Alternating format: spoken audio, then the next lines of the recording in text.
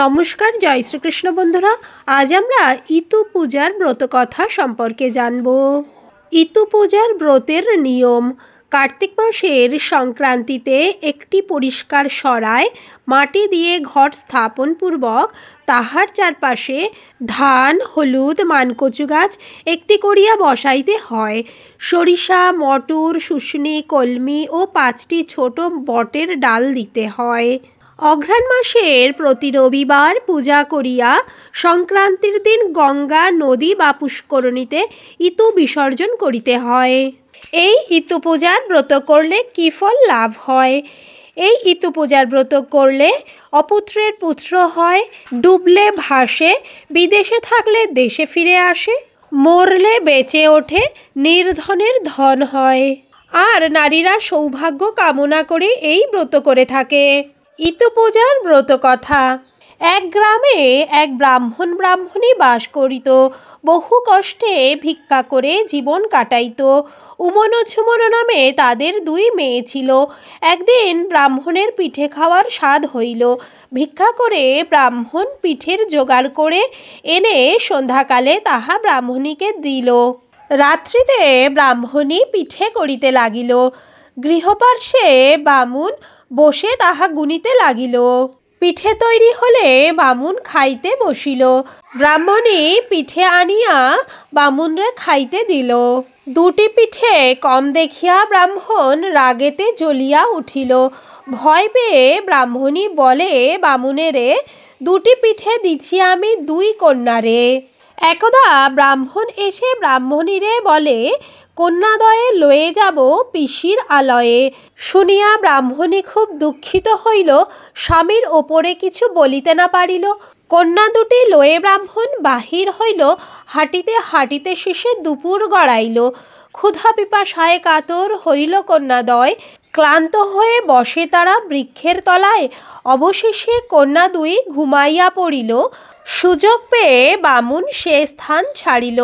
নিদ্রা ভেঙে কন্যাদ্বয় ভাবিতে লাগিল, কোথায় পিতা বলি তারা ডাকিতে লাগিল। উমনো বলে, বাবাকে বুঝি বাঘেতে খেয়েছে। ঝুমনো বলে, পিতা মোদের ত্যাগ করে গেছে, পিঠা খেয়ে ছিনু মোরা সেই ক্রোধ বসে। নিষ্ঠুর মোদের পিতা দিল বনবাসে। প্রভাত হইল নিশি, হইল সকাল, পিঠে খেয়ে 2 বোনের এতে কি জঞ্জাল। কোন দিকে যাবে তারা ভাবিতে লাগিল। ঘন ঘন চারিদিকে দেখিতে লাগিল। পথে যেতে যেতে তারা দেখে কিছু দূরে কতগুলি মেয়ে সেথা কিবা পূজা করে। উমনো ঝুমনো 2 বোন সেই স্থানে গেল। অমনি ইতুর ঘট উল্টি পড়িল। কন্যাগণ বলের আগে হইয়া অস্থির, কে তোমরা অলক্ষী হেতা হয়েছ হাজির। উমনো ঝুমনো সব কথা বলে কন্যাগণে। শুনি সব কন্যাদের দুঃখ হয় মনে। কন্যাগণ বলে, তবে শোনো মন দিয়া, ইতুব্রত করো সব দুঃখ যাইবে ঘুচিয়া। উমনো ঝুমনো শুনি তাহা তরা স্নান করে। কন্যাগণ সঙ্গে তারা ইতুব্রত করে।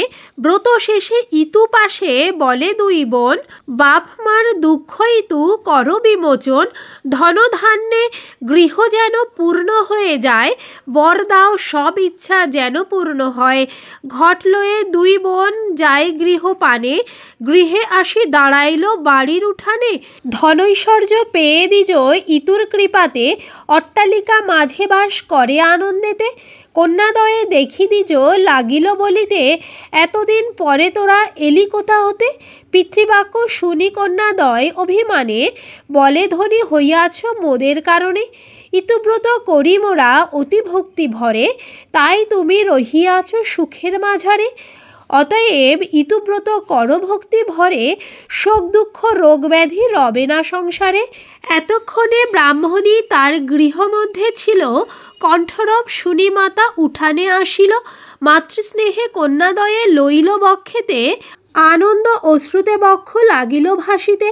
কন্যাদয়ে বলে, মাতা করি নিবেদন, ভক্তিভরে ইতুব্রত করহ পালন। শুনিয়া ব্রাহ্মণী তাহা অতি ভক্তি ভরে, ইতুব্রত করে সবে প্রতি রবিবারে।